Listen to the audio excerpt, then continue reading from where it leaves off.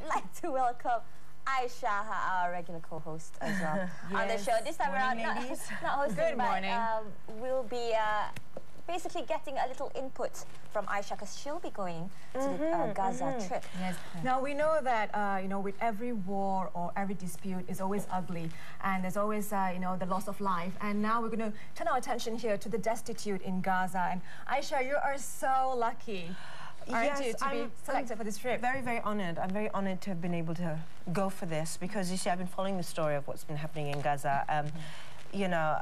And every time, I'm moved by it. And of course, the plight of the people and the children, because it's actually a very, very young, so they've got a very young population. It's wonderful to be able to tell their story. Like you said, in every war-torn zone, there's always the side of the story of both sides.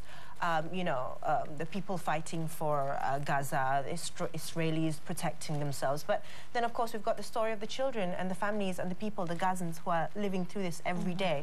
So, hopefully we'll be able to tell a little bit of their stories and, what's been going on over there.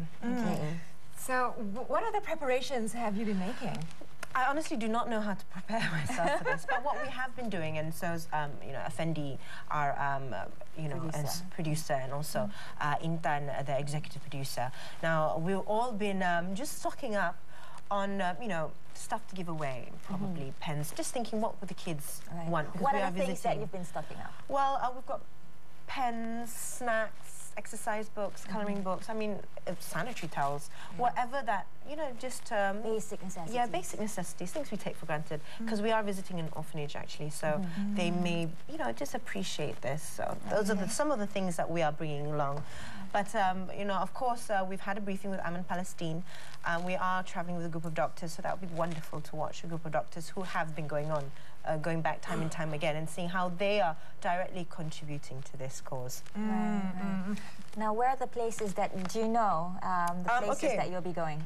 We are actually, we've got a full, very, very full itinerary. We'll be spending 3 full days in Gaza. So we'll be coming in through Cairo, through Rafah, of course, Gaza City, and Khan Yunis. So we are visiting, there's this nomadic it's just to experience life, the daily life. Now, there are several refugee camps around Gaza City because they've got over 1 million or so population, one of the most highly dense, populated, densely populated areas. So on the screen at the moment are some of these places, some of these campsites. So, we're coming in through Rafah, which is the lower end of the left side, and then there's Khan Yunis. At Khan Yunis, we're actually going to the Masjid Al-Qassam, which is a mosque that has been built by Aman Palestine, and they're raising funds from Malaysians and their donations, so we're visiting that.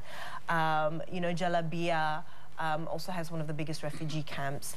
That's where we're going to go and just to see what they're doing. So like I mentioned, we're going to see some nomadic camps. We're going to go see the Martyrs Cemetery. We're also going to go to the home, which is now a museum of Sheikh Ahmad Yassin, who is actually the founder of Hamas. And he was assassinated in 2004. Now, what's inspiring about his story is that he was seen as a spiritual leader to the Palestinians, to Hamas followers, and he is actually a quadriplegic.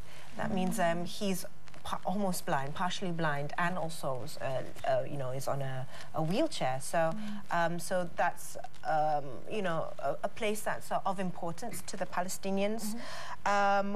Also, like we mentioned, we'll be following those doctors with Aman Palestine and following them to visit their patients. So you're leaving tomorrow? Yes, we are. Right?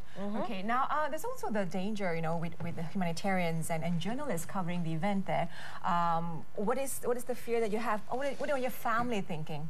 Well, of course, all family members are saying, stay safe, don't do anything don't be heroic, and I just think of, family, of course, having a young girl at home.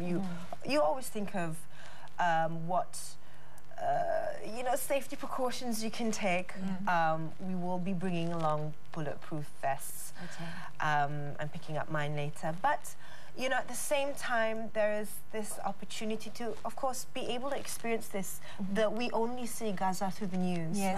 Right. And for now to be able to experience it and for me to tell their story, it's something that I just couldn't turn down. Yes. Amazing. Well, thank you. Thank you. Thank you so much. Wishing you all the best. Thank you so much. Now it's going to be on the second day of Hari Raya. Yes. Yes. So How these Idul are some Fitri facts special. for a special report for TBS Gaza Idul Fitri special.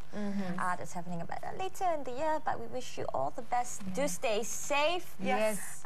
Also, yes, make sure that the entire crew come back in one piece, Yes, inshallah. yes. Now I will be hopefully updating. You know, we will have access to Wi-Fi, so I'll be updating it through Instagram and Twitter and my Facebook, which I think will be retweeted by our NTV7 TBS. Okay. So do follow Twitter. Aisha on Twitter and Instagram Yes. for constant updates throughout her trip in Gaza. Thank you, Aisha. Thank you for Thank you, dropping by.